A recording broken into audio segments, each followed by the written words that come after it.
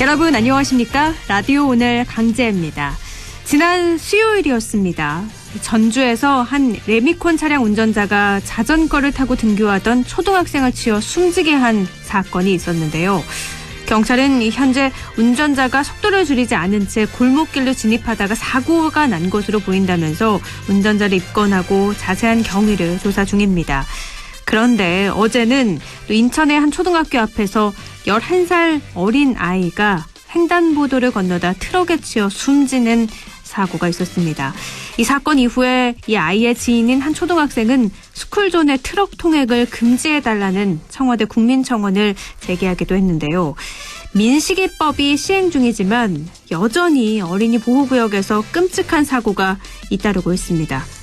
어른들의 무심함이 꽃 같은 아이들의 생명을 앗아가고 있습니다. 어린이 보호구역 통행수칙 반드시 지켜야겠습니다. 3월 19일 금요일 라디오 오늘 광고 듣고 시작합니다.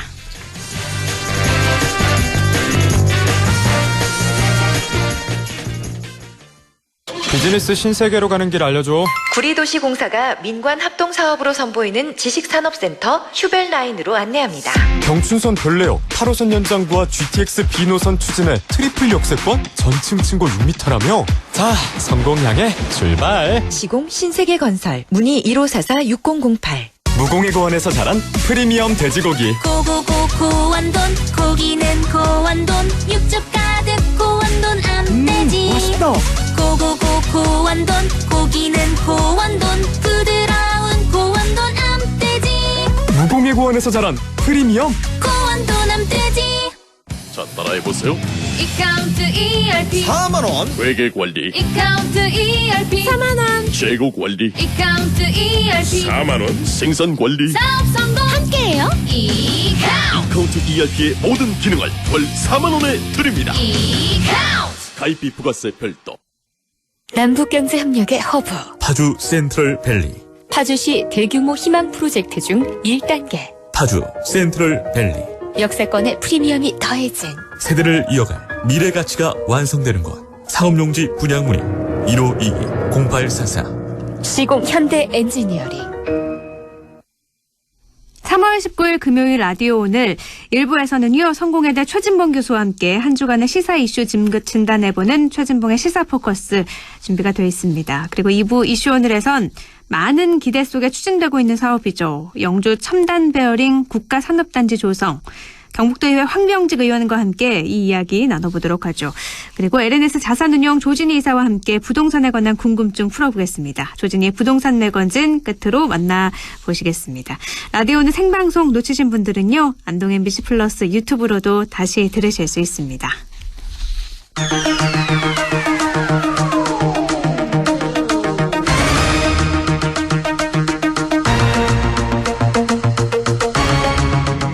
최진봉의 시사포커스 성공회대 최진봉 교수와 함께합니다. 교수님 안녕하세요. 예, 안녕하십니까? 네, 4.7 재보선 후보 등록이 어제부터 시작이 됐죠. 예, 어제 야권의 서울시장 후보 단일화 합의가 이뤄지지 못하고 오세훈 후보, 안철수 후보 각각 후보 등록을 했는데 오늘 또 안철수 후보는 오세훈 쪽 단일화 방식을 수용하겠다고 밝혔어요. 정말 반전에 반전을 거듭하고 있는데 먼저 어제 이렇게 각각 후보 등록을 한 배경부터 좀 볼까요? 일단은 양보를 안 한 거죠. 그러니까 마지막 막판에 가장 문제가 됐던 게 뭐냐면 이제 유선 전화하고 무선 전화를 이제 여론조사 방식에서 어느 정도까지 집어넣을 거냐 하는 문제가 논란이 됐었어요. 네. 안철수 후보 측에서는 100% 무선 전화를 해야 된다 그렇게 주장을 했고 오세훈 후보 측에서는 10% 정도 유선 전화를 함께 하자라고 얘기를 했는데 아마 이제 오세훈 후보 입장에서는 약간 이제 연령대가 높으시거나 보수적 성향을 보이는 분들이 이제 집에 유선전화를 많이 쓰시잖아요. 네. 그러다 보니까 이제 오 후보 측에서는 이제 본인들한테 좀 유리하게 유선전화를 10% 정도 집어넣자라고 주장을 했고, 안철수 후보는 이제 아무래도 젊은 층이나 중도 진영에 있는 분들이 더 지지를 많이 하고 있다고 생각하기 때문에 100% 무선전화로 하자. 이러면서 이제 논란이 됐던 건데요. 네. 그게 이제 물론 이제 안철수 후보가 오늘 그렇게 얘기를 했습니다만 이게 그렇다고 해서 모든 게 다 결정된 건 아니기 때문에 좀 지켜봐야 된다는 생각이 들고 또 하나는 일단 후보 등록을 두 분이 다 하셨기 때문에 투표 용지에는 두 사람 이름이 같이 이제 들어가게 되는 거잖아요. 물론 29일까지 이제 투표 인쇄 전까지 단일화가 이루어지면 이름 옆에 이제 사퇴하는 분 이름표에 사퇴라고 이제 글이 쓰여지게 되거든요. 네네. 그래서 어느 정도 이렇게 뭐랄까요, 본인을 찍는 것을 막을 수 있는데, 그럼에도 불구하고 사표 어쨌든 발생 가능성이 좀 늘어나긴 하는 그렇죠. 거죠. 네, 네네. 맞습니다. 사표 발생을 좀 막을 수 있는데, 문제는 이름이 세 군데 다 들어가게 되면 네. 그거 자체가 사실은 사표를 발생시킬 수 있는 요인이 될 수 있거든요. 네. 그래서 그런 부분에 있어서 상당히 좀 불리한 상황이 됐다고 볼 수 있죠. 그러니까 오세훈 후보는 유선 전화 반영을 원한 거고 안철수 후보는 100% 무선 전화로 진행하자는 입장이었던 건데 그럼 네. 이번에 안철수 후보가 오세훈 쪽 단일화 방식을 수용하겠다고 한 거면 이 오세훈 쪽 유선 전화 반영을 합의하겠다는 거겠죠? 뭐 그렇게 보여져요. 아마 이제 그렇게 들려지는데 이제 네네. 또 하나는 물론 지난번에 이제 그건 합의가 어느 정도 된 걸로 알려지고 있는데요. 네네. 예컨대 경쟁력을 물어볼 거냐, 적합도를 물어볼 거냐, 문항이 갖고도 논란이 됐었거든요. 근데 이 문제를 이제 안철수 후보가 그대로 받아들이면서 이걸 받아들일지 아니면 하나를 내주면서 또 다른 부분을 요구할지는 모르겠어요. 그게 왜냐면 사실은 어제도 이 문제 가지고 합의됐다 그랬다가 또 네네, 갑자기 맞아요. 합상단에서 안 되고 이랬거든요. 그러니까 스프링으로 벌어졌죠. 네네. 그렇죠. 그러니까 안철수 후보의 말이 어떤 의미인지는 이제 협상팀에서 실제로 협상을 하면서 또 그게 이제 실현이 되는 거거든요. 네. 그래서 그 부분은 단정적으로 얘기할 수 있는 상황은 아닌 것 같아요. 협상팀에서 최종적으로 협상을 해서 단일화를 만들어낼 때까지는 명확하게 어떤 부분을 양보한 것인지를 지금 단계에서 완벽하게 알기는 좀 어렵지 않겠나는 생각이 듭니다. 그리고 사실 후보 등록 전까지 단일화를 하지 않으면 좀 더 오래 끌 줄 알았는데 이렇게 바로 다음 날 안철수 후보가 이렇게 단일화 방식 수용하겠다고 밝혀서 하루 만에 이럴 걸 왜 어제는 합의를 못했을까 이런 의문도 생기거든요. 그런 생각도 들죠. 사실은 이제 제가 볼 때는요, 양보를 할 수 없는 상황이 돼버린 거예요. 그러니까 무슨 말이냐면, 두 사람 중에 한 사람에게 좀 지지율이 차이가 많이 나면, 네. 그러면 사실 양보가 더 될 수 있어요. 첫 번째 조건. 두 번째 조건은, 만약에 3자 대결해서, 이제 여당 후보인 박인선 후보가 이제 상당히 높은 표 차로, 네. 이기는 걸로 나오면, 단일화에 대해서 감절함이 있을 거 아니겠어요? 네네. 그런데 지난번 그 여론조사 결과 중에 하나가 박영선 후보하고 3자 대결해도 오세훈 후보가 오차 범위 내에서 앞서는 걸로 나왔어요. 네. 그러다 보면 이제 이거 꼭 단일화를 해야 되나? 이런 이제 생각이 들 것이고, 이제 그런 것들이 결국 영향을 미쳤다고 보거든요. 근데 안철수 대표 입장에서는 지금 상황에서 본인이, 정치적으로 봤을 때 양보를 하면서까지 할 수 있는 상황이 아니라고 봐요. 그렇다고 하면, 제가 볼 때는 여러 가지 생각을 하긴 했겠는데, 네. 첫 번째는 이미 이제 두 사람 다 이름은 올라간 걸로 돼 있지 않습니까? 네네. 그런 상황에서 본인이 그래도 뭔가 단일화해서 열심히 노력하고 있다는 부분을 보일 필요가 있다는 생각이 들어요. 그것이 결국은 보수층을 끌어안는 데 도움이 된다고 보여지거든요. 네. 그러니까 본인 입장에서는 중도층은 어느 정도 본인한테 와 있다고 보지만 보수층의 지지를 얻기 위해서는 단일화를 어떻게든지 불씨를 살려서 단일화에 대한 노력을 하고 있다는 점들을 부각시킬 필요가 있고, 그런 차원에서 본다고 하면 오늘 또다시 그런 발표를 한 것은 보수층을 좀 더 많이 본인 쪽으로 끌어오기 위한 그런 어떤 그 전략 중에 하나가 아니겠나, 그렇게 생각이 됩니다. 보수 결집을 위한 하나의 전략이다. 알겠습니다. 네. 국민의힘 원로가 또 기자회견을 해서 단일화해야 된다고 강조하면서 김종인 비대위원장 사퇴하라 이런 얘기도 했잖아요. 네, 그랬죠. 이런 가운데 안 후보 단일화 수용 발표 이후에는 김종인 위원장이 너무 늦지 않게 응해줘서 다행이다 이렇게 화답하기도 했는데 연일 안철수 후보를 향해 날을 세웠는데 이제는 이 파열음이 좀 들리지 않을까요? 아니, 저는 그러지 않을 거라고 봐요. 계속될 김종인 거라고 위원장 보세요. 입장에 안철수 후보를 계속 이렇게 공격이라고까지는 제가 얘기하고 싶지 않고요. 네네. 계속 견제하는 그런 발언을 할 가능성이 있다고 봅니다. 왜냐하면 지금 현재 김종인 비대위원장 입장에서는 오세훈 후보가 후보가 돼야 되는 상황이에요. 네. 제가 왜 이렇게 말씀을 드리냐면, 만약에 오세훈 후보가 후보가 안 되고 경선이나 아니면 단일화 과정에서 안철수 후보가 만약에 후보가 되면요, 김종인 비대위원장의 위치가 상당히 흔들릴 가능성이 있습니다. 네. 어제도 그 김무성 전 의원이나 그다음에 이재호 전 의원, 김문수 전 지사 이런 분들이 김종인 비대위원장 물러나라고 그랬잖아요. 그렇게 얘기한 것은 결국 당내에 김종인 비대위원장에 대해서 불만을 갖고 있는 세력이 어느 정도 존재하고 있는 상황이기 때문에, 만약 이번에 오세훈 후보가 경선에서, 그러니까 단일화 과정에서 후보가 안 되고 제1야당이 후보를 못 내는 상황이 되면 그 책임을 물을 겁니다. 네. 그렇게 되면 김종인 비대위원장 입장에 상당히 어려운 상황에 빠질 수 있어요. 그러면 본인은 수단과 방법을 가리지 않고 오세훈 후보가 후보가 되도록 만들어야 되는 상황인 거죠. 네. 그래서 안철수 후보를 더 강하게 압박하면서 양보를 하도록 밀어붙일 가능성이 있다. 그래서 단일화 과정에서 가능한 국민의힘 쪽이 유리한 쪽으로 단일화 룰을 만들려고 노력을 할 거고요. 네.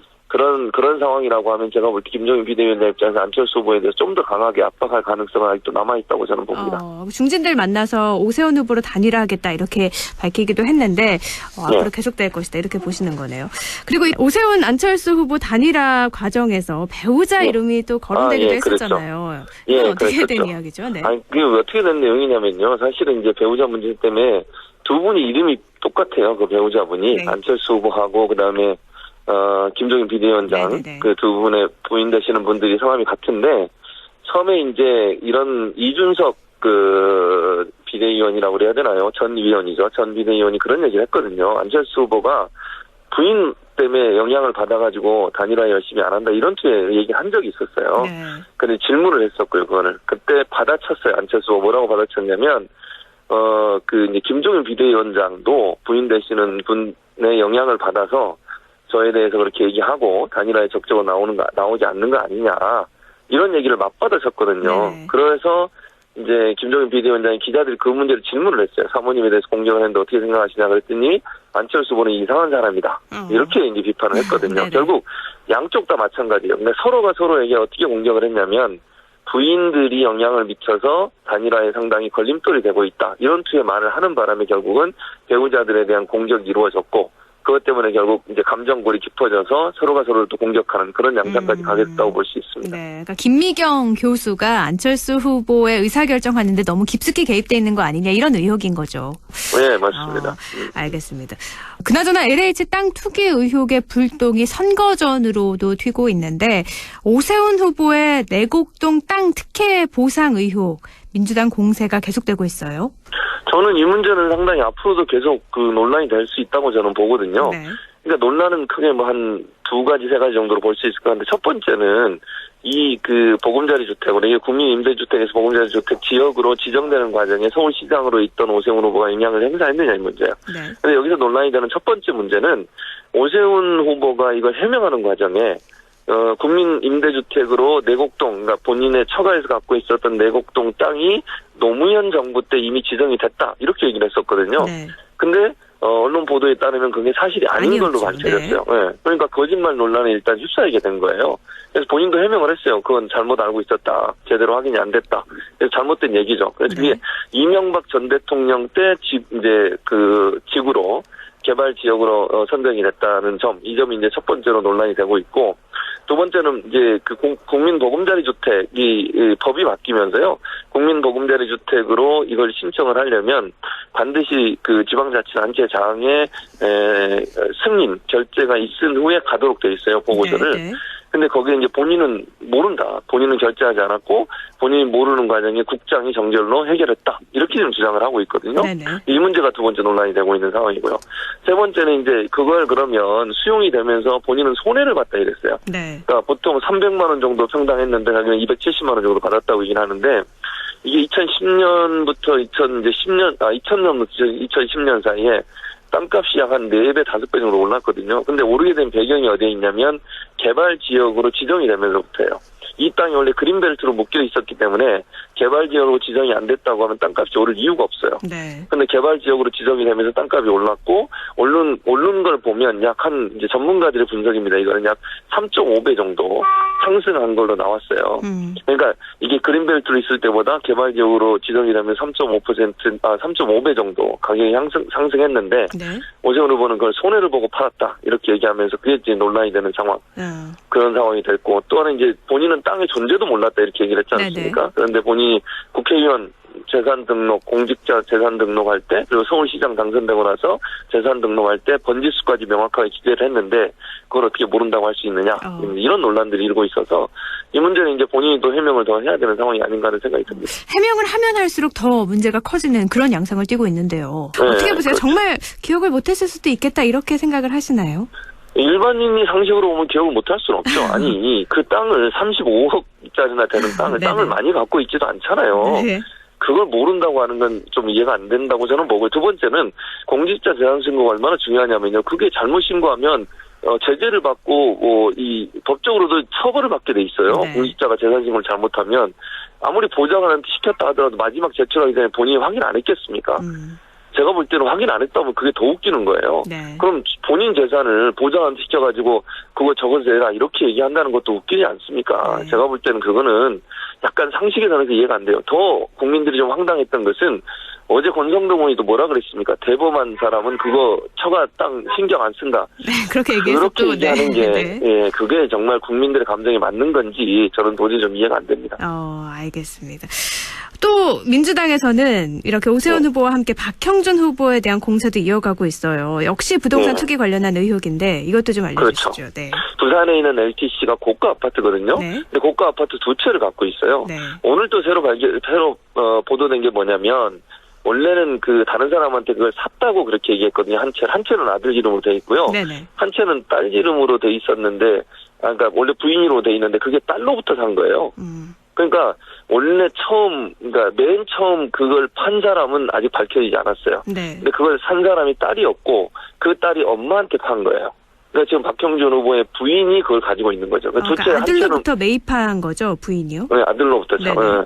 아들로부터 매입한 거잖아요. 그러니까 가족이 갖고 있는 집이 2채가 되는 거예요. 네. 근데 그게 공교롭게도 위아래로 같은 그 라인이에요. 그 또 하나 문제가 되는 게 뭐냐면 이게 그 당시에 이제 엄청나게 프리미엄이 붙어서 돈이 올랐잖아요. 네. 그런데 지금 거기 산 걸 보면 뭐 600만 원, 700만 원 정도 프리미엄만 주고 구매한 걸로 돼 있거든요. 구입한 걸로. 네.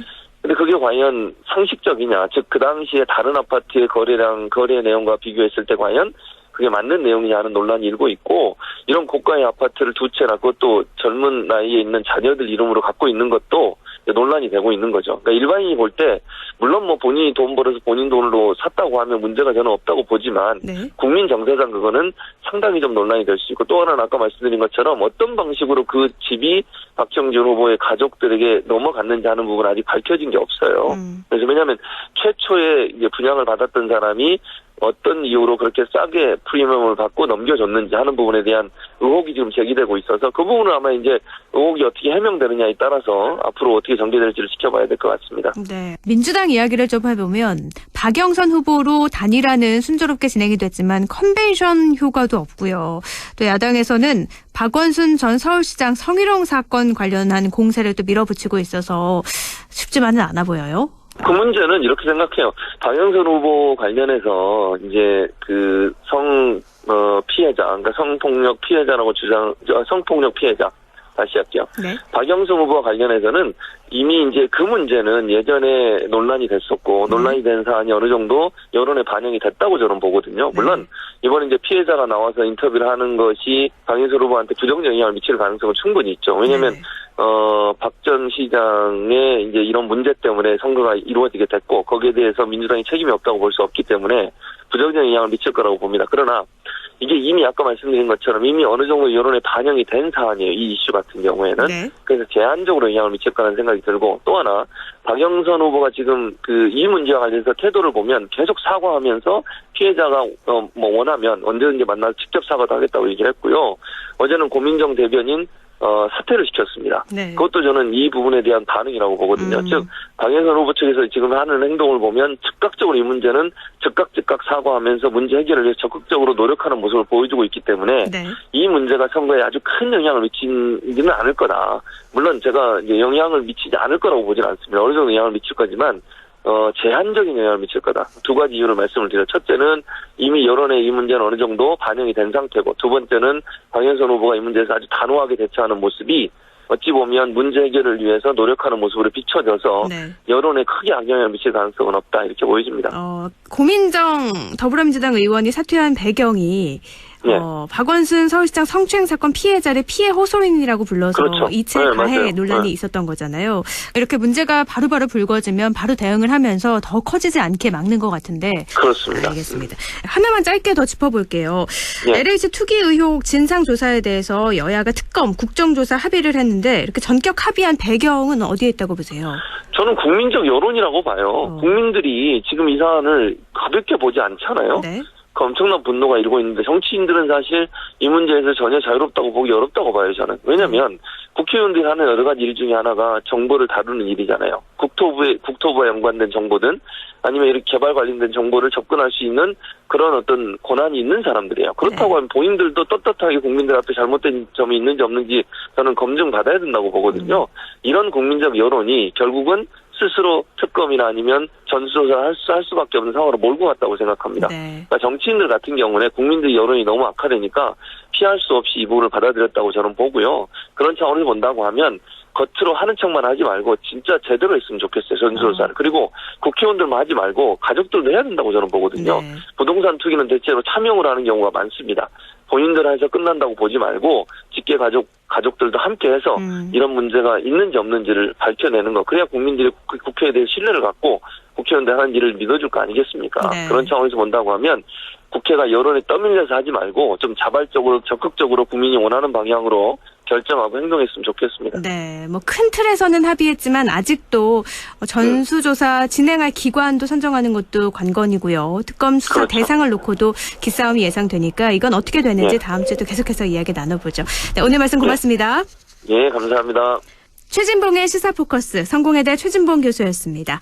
라디오 오늘 1부는 여기까지고요. 잠시 후에 2부에서 뵐게요.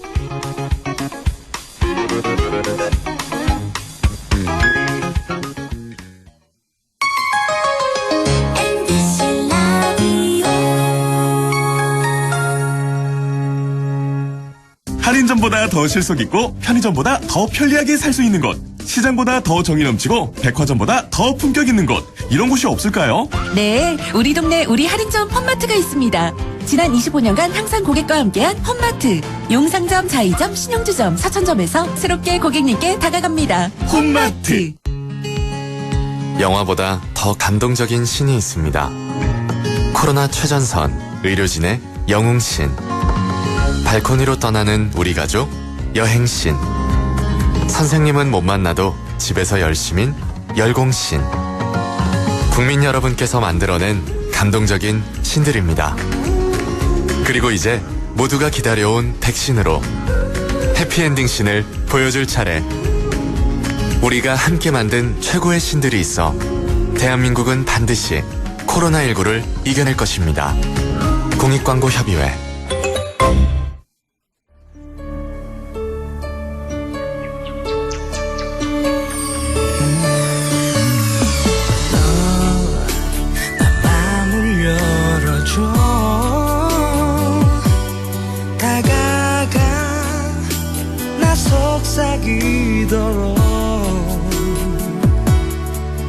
언제나 내 생각으로 행복해야 해요.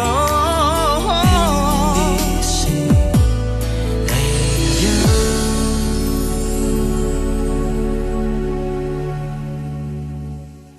100.1 MBC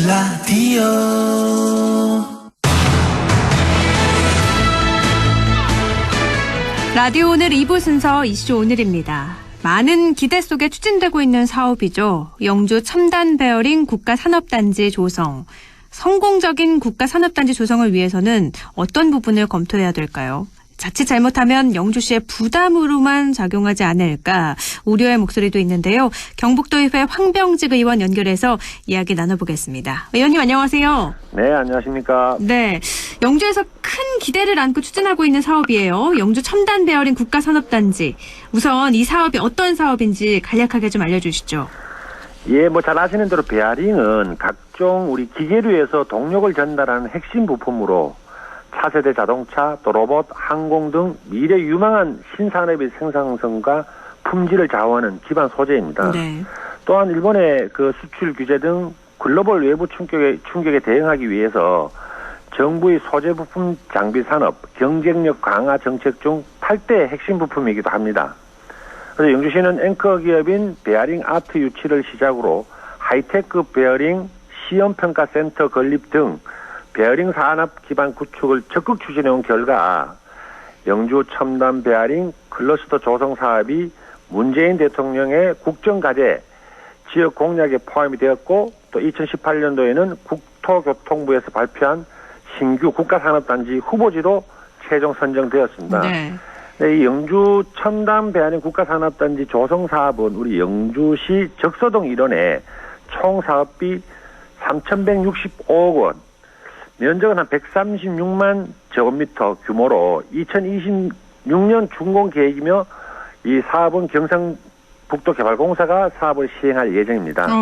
현재 영주로는요, 이 첨단 배아린 국가산업단지 조성으로 만여 명의 인구 증가, 또 연간 800억 원대의 경제 유발 효과를 기대한다고 나와 있는데, 근래 조성된 목포나 구미, 포항, 장흥 국가산단을 보면 분양률이 5에서 40%에 불과해서 이렇게 마냥 잔밋빛 전망만 예상할 수는 없는 상황 아닐까요? 예, 지금 방금 말씀하신 그런 문제점들을 국회에서도 이렇게 지적이 한번 됐었는데 구체적으로 말씀드리면 지난해 10월 국민의힘 소속 이주환 의원이 네. 국정감사에서 밝힌 자료에 따르면 전국에 조성된 모든 산업단지는 2020년 6월 말 기준에 모두 1,225곳이고 여의도 면적의 492배에 달하는 규모인 14억 2,833제곱미터입니다. 네. 이 중에서 지금 조성된 이 중에서 축구장 3,920개 규모 2,798만 9천 제곱미터가 미분양 상태에 있어 정부 차원의 산업단지 관리 계획 마련이 시급하며 지방자치단체 또한 미분양 산업단지의 효용성 제고를 위한 조사와 대책을 마련해야 된다고 이주환 의원이 지적을 했었습니다. 네네. 근데 제가 또 가장 최신 자료인 한국산업단지공단 2020년 12월에 공시된 2020년 3분기 전국 산업단지 현황을 확인한 결과 우리 경북은 전국에서 가장 많은 32개소의 미분양 산단이 있고 또 전국에서 두 번째로 많은 489만 제곱미터의 미분양 면적이 있었습니다. 근데 여기에다가 현재 전국에서 조성 중인 국가산단과 또 대통령 공약 7개 국가산단 후보지의 총 면적을 더하면 이 면적이 1,729만 제곱미터가 됩니다. 네. 근데 경북도 또한 신공항 이전지 군위의성에 각 100만 평씩 총 200만 평의 항공산업 클러스터 조성을 계획하고 있지 않습니까? 네네. 이를 다하면은 전체적으로 다하면 축구장 3,347개 넓이 이걸 면적으로 보면 2,390만 제곱미터가 됩니다. 네. 이 면적만 2020년 12월 기준으로 보면 전국 모든 산업단지 미분양 면적의 3,057만 제곱미터의 80%에 이릅니다. 네. 그래서 거기다가 조금 전에 말씀드렸던 대로 이런 물량들이 수요보다 많은 초과 공급이 충분히 우려가 되죠. 네네. 그렇기 때문에 우리 영주 첨단 배아린 국가산업단지가 조성이 되어도 지금 계획대로 장밋빛 계획대로 분양이 잘 될 것이다라는 것에 대해서는 상당한 우려가 있다고 봅니다. 경북에서 축구장 3,347개 면적이요. 엄청난 거잖아요. 그렇죠. 이렇게 많은 산단이 조성이 된다면 기업들이 그렇게 많을지도 걱정이고 그중에서도 경북에 올지도 걱정이고 참 많은 것들이 우려스러운데요. 의원님께서는 최근 도정 질문에서 영주 첨단 배아린 국가산업단지 조성 사업에 소요되는 총 사업비 중에서 절반 이상이 영주시가 책임져야 된다고 지적을 하셨어요. 네네. 국가산업단지 조성 사업인데 시가 절반 이상 책임진다? 이거 어떤 말씀이신지 좀 알려주시죠. 자, 이 부분은 좀 구체적으로 말씀을 드리면 지금까지 국가산단을 조성하는데 지방자치단체에 시비로 지원해준 사례는 거의 없습니다. 네. 그런데 우리 영주 첨단 배아린 국가산업단지 조성 사업비는 총 3,165억 원으로 결정을 했습니다. 네. 이 사업 시행자인 경북개발공사에서는 제곱미터당, 평당 120만 원의 조성 원가를 산정을 했었고, 네. 그런데 이 원활한 기업 유치를 위해서는 분양가를 낮춰야 된다라고 해서 제곱미터당 50만 원으로 분양가를 하기 위해서 영주시에 요청을 했죠. 네. 그러면 3,165억 중에서 분양가를 낮추는 금액만큼 절반은 영주시에서 부담을 하라라고 이제 얘기를 해서. 네. 사업비 중에서 절반 이상인 국비 355억 원을 포함한 1,850억 원을 우리 영주시가 지원을 해줘야 됩니다. 이런 내용들을 알고 계시는 영주 시민분들과 사실 도민들이 그리 많지가 않습니다.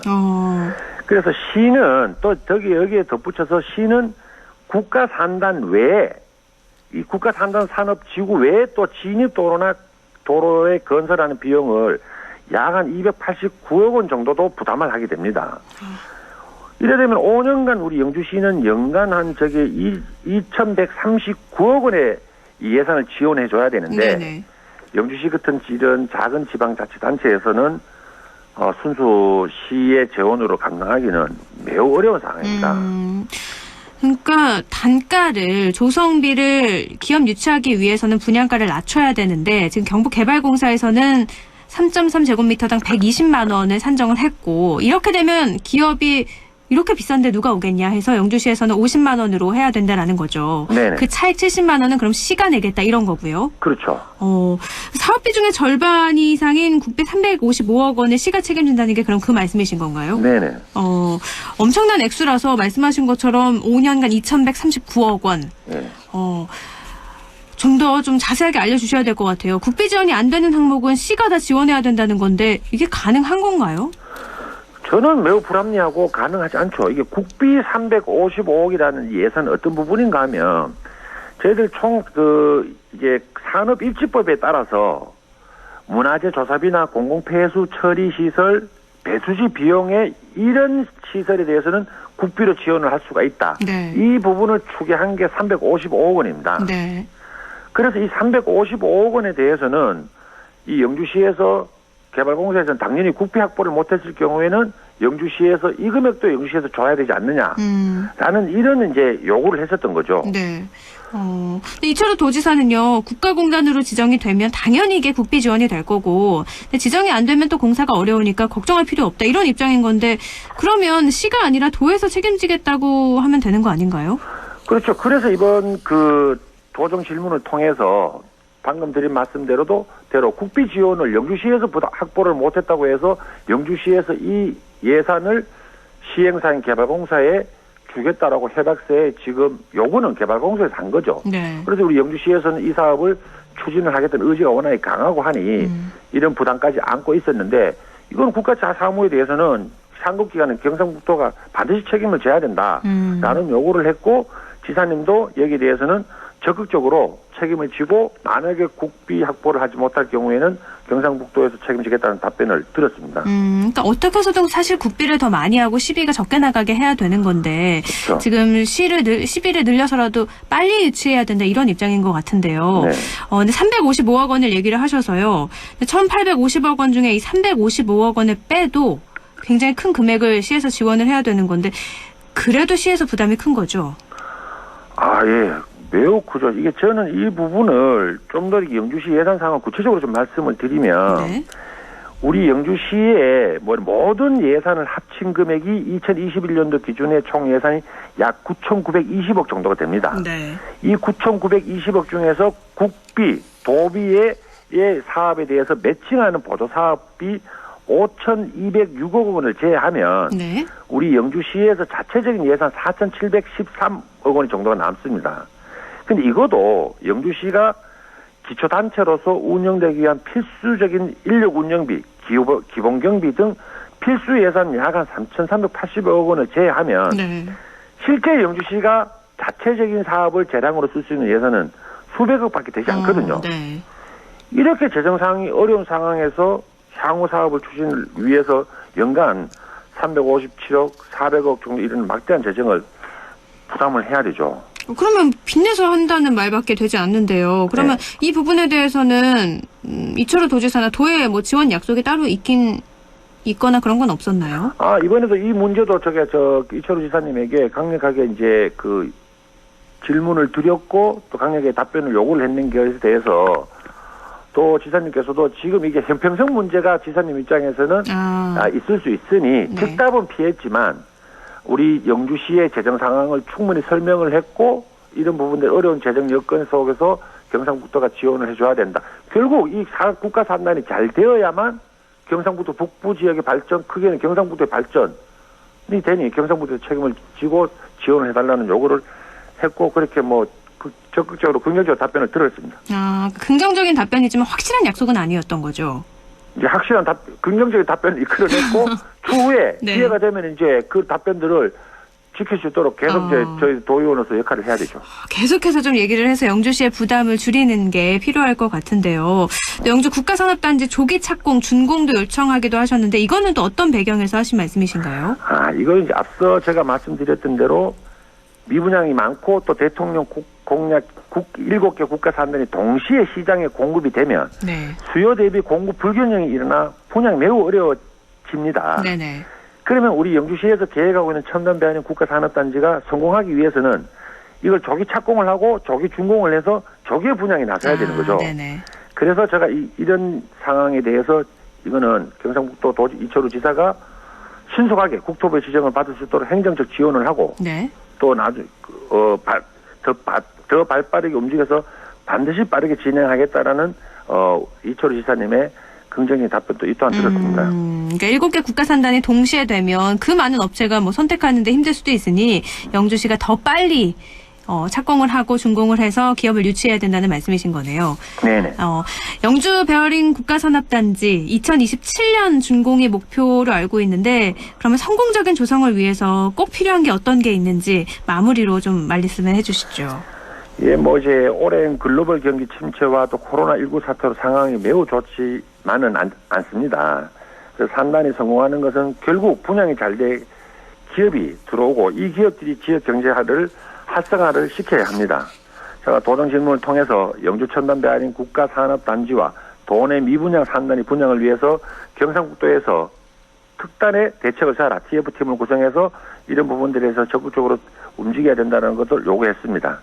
그리고 우리 영주의 11만 시민들은 첨단 배아린 국가산업단지가 성공적으로 조성되어 계획된 대로 인구가 증가되고 또 계획된 대로 연간 수억 원의 경제 유발 효과를 가져오려면 우리 영주 시민들의 이런 희망을 채워드리고 또 이렇게 방금 말씀드린 대로 여러 가지 불안해하시는 어떤 그런 부분들에 대해서는 제가 도의원으로서 시민들의 불안을 해소시키는 것이 제 역할이라고 충분히 생각을 하고 또 앞으로 3년, 4년, 5년 뒤에 사업이 추진되고 준공되기 때문에 영주 첨단 배아린 국가산업단지가 꼭 성공될 수 있도록 또 지사님께서 약속한 부분이 반드시 지켜질 수 있도록 도의원으로서 책무를 다하겠다는 말씀으로 마무리하겠습니다. 네, 노력을 쭉 기울여 주셔서 국가산단 인구 줄어드는 상황에서 좀 긍정적인 효과도 불러오면 좋겠습니다. 오늘 말씀 고맙습니다. 네, 감사합니다. 네, 지금까지 경북도의회 황병직 의원이었습니다. 라디오 오늘에서는 청취자 여러분의 참여를 기다리고 있습니다. 우리 지역에서 발생한 사건 사고 소식이나 함께 토론하고 싶은 내용을 안동 MBC 홈페이지 라디오 오늘 게시판에 올려주시기 바랍니다.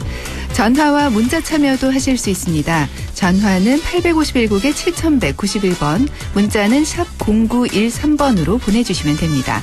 문자는 단문 50원, 장문 100원의 정보 이용료가 있습니다. 여러분의 많은 참여 바랍니다.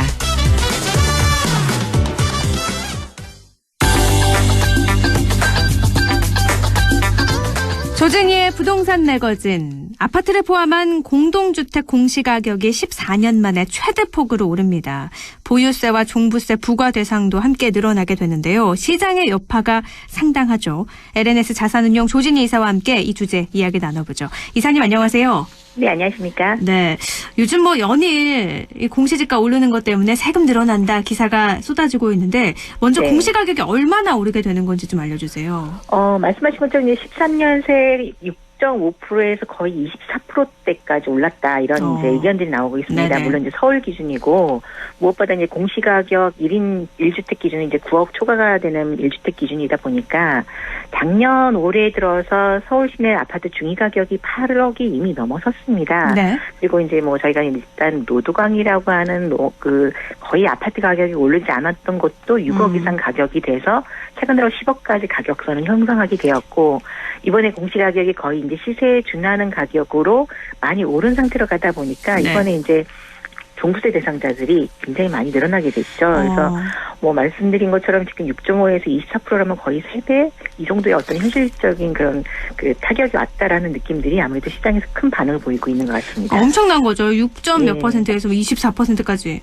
그러니까 네, 오르는 거니까요. 근데 공시 가격이 오르는 게 또 공시 가격을 기준으로 재산세, 종합부동산세 포함해서 건보료 같은 각종 준조세가 다 오르는 거니까 실거주 목적으로 한 주택을 가지고 있었어도 세금이 이렇게 오르는 거잖아요. 네, 그렇죠. 그래서 지금 말씀드린 것처럼 기존에는 다주택자를 어떤 겨냥을 해서 투기 목적으로 해서 이런 현실의 가격이라는 것이 제시가 되었다가 이번에 이제 그 9억 초과분에 대해서 1주택자 기준이 되었는데 아까 말씀드렸던 것처럼 거의 서울시에서 올리지 않았던 지역들도 가격대가 현실화가 되기 시작했고 무엇보다도 가장 이제 시장에서 민감한 반응들이 올해도 가장 많이 나오는 게 2030 세대가 뭐 연끌을 해서 집을 샀다라고 하는 그 주 대상 지역이라 할 수 있는 서울 업무 지역에 있는 아파트들의 중위 가격이 이미 10억을 넘어섰습니다.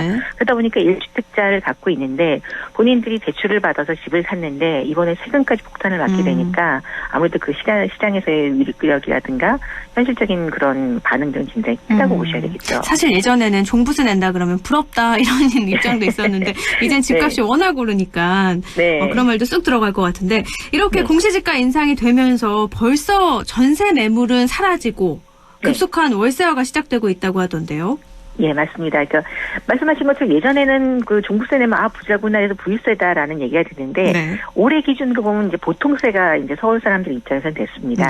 그러다 보니까 실거주하는 집 한 채 갖고 계신 분들도 뭐 예를 들어서 60대 이상이 됐었을 때는 이걸 정말 그 연금주택으로 가야 되는 건지 어떤 현실적인 문제가 발생이 되고 아니면 이 집을 내가 지금이라도 내놓고 더 작은 집을 줄여서 월세라도 받아서 세금도 내고 생활도 해야 되느냐 이런 문제가 발생이 되다 보니까 실질적으로 지금 전월세 전환율이 너무 빨리 올라가고 있습니다. 그래서 일단은 또 한 가지 문제가 기존의 임대사업자 갖고 계셨던 분들에 대한 어떤 세제 혜택이 줄어들고 소급 적용까지 하다 보니까 이런 문제로 실제 그 가장 시장에서 선호하는 아파트에 대한 수요층 그런 것들이 점점 줄어들게 돼서 그러다 보니까 상대적으로 지금 아파트들이 전세 매물보다는 월세 매물로 더 많이 나오고 있는 현상이라고 보시면 될 것 같습니다. 갖고 있는 거를 다른 데로 뭐 작은 데로 옮겨서 그거를 월세를 줘서 그 세금을 좀 메운다거나 이렇게 한다는 말씀이신 거죠? 네, 그렇습니다. 근데 월세로 돌리거나 뭐 월세로 돌리면 세금이 많이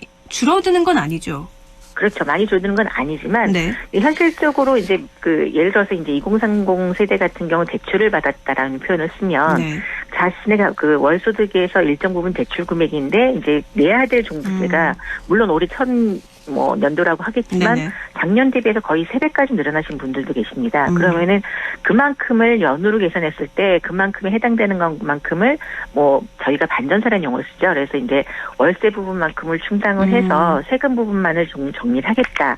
말 그대로 이제 정부는 원래 이렇게 가격이 오르게 되면 무리해서 주택을 사거나 아니면 다주택자들이 주택을 좀 내놔서 근데 오히려 내놓기보다는 조금 더 버텨보자라는 시장의 반응이 더 여전히 이제 나오는 현상 중에 이제 보여주는 것들이 월세 전환율이라고 보시면 될 것 같습니다. 말씀하신 것처럼 다주택자나 임대주택 사업자들이 이렇게 종부세나 이런 세금 때문에 주택을 내놓을 것이다라고 예상을 했지만 실제로 아파트가 임대주택 시장에서 차지하고 있는 비율이 10%도 안 된다면서요. 그렇습니다. 그래서 이번에도 이제 볼멘 소리들이 나온 게 실제 이제 국민의힘 이제 그 국회의원 한 분께서 이제 의견을 제시를 했는데 임대사업자들 소급 적용해서 다시 이제 시중에다가 나온 것들 그리고 역시 마찬가지로 임대사업자들로 등록되어 있는 주택을 구분하다 보니 실질적으로 서울시 기준으로 보았을 때 10% 미만이 아파트고 나머지가 연립주택 아니면 이제 내가 살고 있는 다가구 주택에서 일부를 월세를 놓거나 전세를 놓는 다가구 다세대가 좀 많았습니다. 그러다 보니까 과연 그럼 정부가 시장에 공급 물량을 하기 위해서 세금까지 거두고 임대사업자 취소까지 가면 소급 적용했던 것들은 그럼 뭐냐라는 이제 불만들이 더 강하게 나온 상황이 된 거죠. 실제로 살고 싶은 아파트는 늘지도 않고 그렇죠. 한 주택 가지고 있는 사람은 세금만 늘고 이게 무슨 부동산 정책이냐 볼멘 소리가 나올 법도 한데요. 그리고 또 현재 임대사업자 등록 시점에 주택 공시가격이 수도권은 6억 원, 지방은 3억 원 이하인 경우에는 종부세 합산해서 배제된다면서요. 그렇죠. 그래서 실질적으로 이제 작년에 또 투기 세력이라고 하는 분들이 공시가격 1억 미만의 주택을 전국적으로 사들이기 시작했고 그리고 이제 그 전에 임대사업자를 내신 분들 같은 경우는 말씀하신 것처럼 지방소도시 같은 경우는 3억대, 서울에서 6억대다 보니까 취득가 시가액 기준으로 해서 그때 이제 주택임대사업자 적용을 받아서 세제 혜택을 받는 분들이 있습니다. 그래서 예전에 한번 언급했던 것처럼 뭐 100채씩이다, 200채씩이나 이 사람들은 세금 종부세도 안 내. 이런 형평성의 문제가 지금도 여전히 제기가 네네. 되고 있고요. 이번에도 LH 사태처럼 뭐 소급 적용 안 되는 대상에 대한 법률적인 문제, 그다음에 이런 것들을 강제할 수 없는 규제, 이런 것들이 상대적으로 한 주택을 갖고 있거나 어떻게 보면 후발로 어쩔 수 없이 주택을 샀던 분들한테는 굉장히 허탈할 수밖에 없는 상황이라고 보시면 될 것 같습니다. 또 일부 의견에서는요, 전세 물건이 쌓이고 있다는 의견도 나오고 있고, 매물이 네. 적체되고 있는데 전월세 전환이 빠르게 나타나고 있다, 뭐 이런 통계도 있어서 네. 일반 소비자는 어떤 게 맞지? 이런 혼란스러울 것도 같은데요. 네, 말씀하셨던 것처럼 지난해 7월 말 이후에 이제 그 최근 들어서 90주 연속제 상승을 했다가 세임대차법 나오고 나서 이제 가격이 떨어졌다라고 이제 통계 발표가 나왔습니다. 네. 근데 이 전세 시장에서의 매물을 자세하게 살펴보시다고 한다면 일반적으로 많이 선호하는 소형평대의 아파트기보다는 그 사이에 공급된 어떻게 보면 그 다주택자들을 위한 어떤 다세대 빌라, 오피스텔 그 대체 수요에 의한 주택들도 좀 많이 올라오고 있고요. 네. 그리고 이제 가격 기준으로 했었을 때 중심지라고 할 수 있는 업무지구보다 그 외곽에 있는 것들이 물건들이 쌓이기 시작했습니다. 그러다 보니까 이제 실질적으로 항상 시장에서의 말을 하는 거는 전체적인 숫자상의 통계로만 가지고 전세 가격이 안정됐다고 할 수가 없다. 실질적으로 가장 수요가 많이 대기되고 있는 물량을 들어가 보면은 가장 많이 가격이 계속 꾸준히 오르고 있고 네. 물량 대기가 되고 있다라는 걸 봤었을 때는 그럼 과연 이걸 갖다가 전세가 안정화가 됐다라고 말을 할 수 있느냐라고 본다고 했을 때는 그건 아니지 않느냐. 이제 시장에서는 또 역시 그렇게 바라보고 있습니다. 그러니까 아파트 값이 아니라 일반 빌라나 다세대 주택 이런 쪽만 지금 잡히고 있는 거라고 보시는 거군요. 예, 그렇습니다.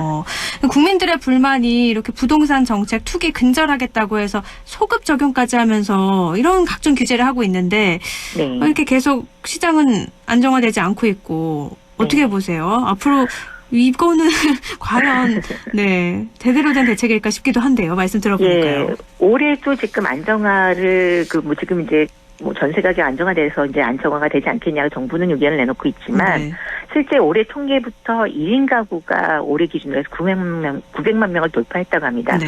저희 나라가 이제 대략 그냥 5천만 명이라고 놓더간다면은 거의 5분의 1 수준이 1인 가구로 이제 전환이 되고 있다라는 건데 네네. 그러다 보니까 아까 말씀드렸던 것처럼 소형 아파트의 매매 가격 상승이 45% 이상 실제 상승하고 있습니다. 네.